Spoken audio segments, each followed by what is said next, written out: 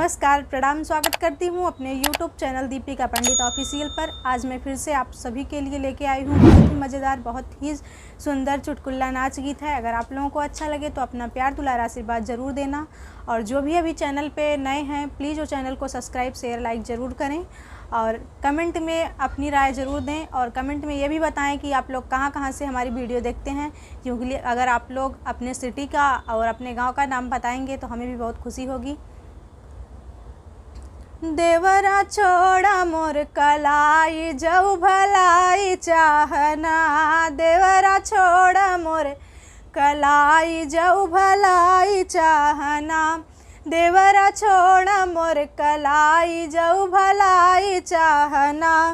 सासू जी के चोरी चोरी हर वदा गढ़ाई, सासू जी के चोरी चोरी हर वदा गढ़ाई। तब तू देवर हम भौजाई, तब तू देवर हम भौजाई जऊ भलाई चाहना, तब तू देवर हम भौजाई जऊ भलाई चाहना।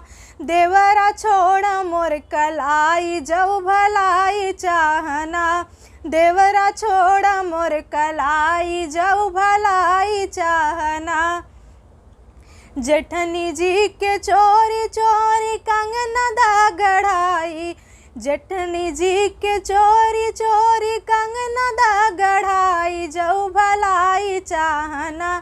तब तू देवर हम भौजाई जऊ भलाई चाहना, तब तू देवर हम भौजाई जऊ भलाई चाहना।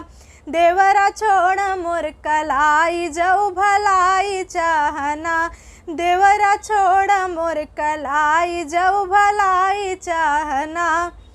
छोटी जी के चोरी चोरी, छोटी जी के चोरी चोरी नथिया दा गढ़ाई जऊ भलाई चाहना, छोटी जी के चोरी चोरी नथिया दा गढ़ाई जऊ भलाई चाहना।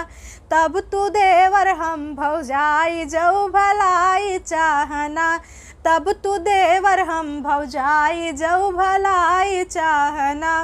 देवरा छोड़ा मोर कलाई जऊ भलाई चाहना। ननदी जी के चोरी चोरी झुमका दा गढ़ाई, ननदी जी के चोरी चोरी झुमका दा गढ़ाई। तब तू देवर हम भौजाई जऊ भलाई चाहना, तब तू देवर हम भौजाई जऊ भलाई चाहना। देवरा छोड़ा मोर कलाई जऊ भलाई चाहना। पातरी पातरी अंगूरी बा पतरी करी हैया, देवर हो पतरई मोरी करी हैया, देवर हो पतरई मोरी करी हैया। पातर पातर अंगूरी बा पतरई कमरिया, देवर हो पतरई मोरी करी हैया, देवर हो पतरई मोरी करी हैया। तिसिया के तेल सरसैया के अफटन, तिसिया के तेल सरसैया के अफटन, देवर हो सारन मोरी करी हैया, देवर हो सारन मोर करी हैया। पातर पातर अंगूरी बा पतरई करी हैया, देवर हो पतरई बा मोरी करी हैया। सरतई सरत देवर गए हाई, देवर हो सोई जत मोर गोड़वरिया, देवर हो सोई जत मोर गोड़वरिया। पातरी पातरी अंगूरी बा पतरई कमरिया, देवर हो पतरीनी मोरी करी हैया, देवर हो पतरई मोरी करी हैया।